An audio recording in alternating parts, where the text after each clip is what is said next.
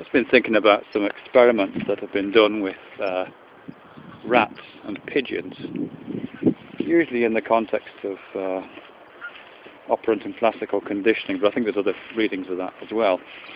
And the usual process is you put a rat in a cage and you have a bar, and when the rat presses the bar, a food pellet drops out, and that sets up some kind of associative connection for the rat, and it will repeatedly go to the bar and press it and get the food pellet. But one of the things that often happens with that, so I've been told, is that if there's a piece of behaviour that the rat does just prior to its pressing the bar, let's say it turns around 3 times and then presses the bar, it won't just repeat the bar press, it'll repeat that whole process, that whole routine, including the very pointless rotating, will be captured as an association with the food pellet. There's no process that the rat can go through to analyse its own behaviour, to break it down, to assess the efficacy of different parts of that process, and arrive at what's really causing the food pellet to arrive. And that seems to be one of the key distinctions that humans have over other animals. I don't know to what extent primates generally do that. I don't think other primates do either. I think it's just a purely human thing, which seems to be part of that ability that we have to kind of step outside of our actions, regard them in kind of representational form, and then carry out actions on those representations. In this case, break down that action, break down the representation of that action into parts, and then test each one to see which part of that overall routine actually has the effect. So if a human was locked in a cage, presumably with a bar, and turned around 3 times and pressed the bar and a food pellet came out, they would probably say at some point, well, I wonder if I really need to turn around, or I wonder if I really need to press the bar. And we'll go through some kind of testing process. So that whole process, that whole human routine there, that whole human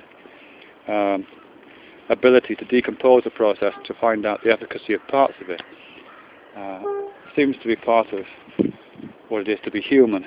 And in fact, I think it seems to be kind of a part of a suite of tools which mark us as human, all of which, to me at least, seem to be to do with this ability to kind of step outside of our behaviours and our routines and observe them in representational form. So language, for example, seems very much to be part of that. The idea of a tree for a human, like an animal, of course, exists in the tree. When I'm looking at the tree, the idea of the tree is in the tree. That's what it is, an impression in human sense. But when I'm not looking at the tree, I can also talk about trees as I'm doing now, and the idea of the tree exists in language. So again, it's a kind of separation and the creation of a representation, the ability to manipulate that representation once I've got it. And written language is the same. That also seems to be a part of that routine seems to be the ability to represent graphically.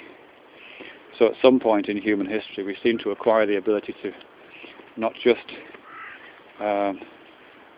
perceive the idea of a buffalo, for example, in the buffalo itself, but be able to embody that idea within the scratchings on a cave wall.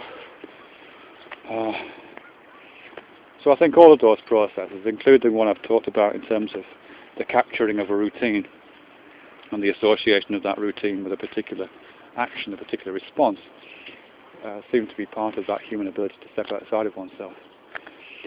Just returning to that overall routine, the rat that turns around 3 times and then presses the bar, if we're to apply kind of intentional language to that, I think I'd have to say something like that the rat believes that the whole routine produces the food. I'm slightly uncomfortable using that kind of intentional language, but I'll stick with it. Or we might say that the rat has developed a kind of faith response, that whole routine of turning and pressing constitutes an act of faith on the rat's part, which is always justified. Every time it carries out that whole routine, its faith is strengthened and rewarded by this food pellet. Humans, on the other hand, exercise some kind of doubt, an exercise that's allowed by this ability to separate ourselves. So whilst we might initially attribute faith to that whole process, at some point we might start to exercise doubt and say, well, do I really need to turn around 3 times? Perhaps if I just turn around twice, I would still get it. Or do I really need to press that bar? Perhaps if I just did the turning, that would work. And out of that will come a series of tests, ultimately resulting in possibly a much more reduced and but nevertheless efficacious action, just to press the bar, presumably. So I think this ability to exercise doubt is a kind of scalpel to surgically remove non-productive activity, non-instrumental parts of a routine, in order to identify the part of the routine. It is instrumental. It's particularly human. I think we do still have that kind of the shadows of those millions of years of routines for the faith that we give to the entire routine still with us. I mean, certainly when I was a kid, I used to have a lucky shirt for a while, because the first time I wore this shirt to a test at school or something like that, I did quite well in the test. And I always felt for a while after that I should wear this shirt. And there was a completely felt response. It wasn't an orderly, logical process. I just felt slightly uncomfortable if I wasn't wearing that shirt, and slightly more comfortable if I was wearing it. So presumably somehow in that routine of test taking and test preparation, if there was any preparation, God knows when that was, somehow the shirt had been captured in that routine. And even though it's completely illogical, I can still feel its urgings as a kind of act of faith. I can still feel that piece of the faith poking at me. I can't now, but I could certainly for some time afterwards, and still do with lots of things actually. I still have what I think of now as observance. As every time I drive up the M5, M6, which I'm doing once a week right now, I always stop at the same motorway services and always buy the same bar of chocolate. A Bounty bar, which I don't buy under any other circumstances. I don't even like coconut.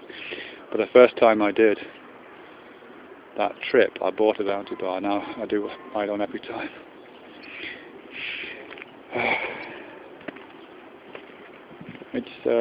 I know there's nothing to do with, there's no link between safety on the motorways and eating Bounty bars. Although I think the test should be done. But it just makes me feel slightly more comfortable if I just go through that observance each week.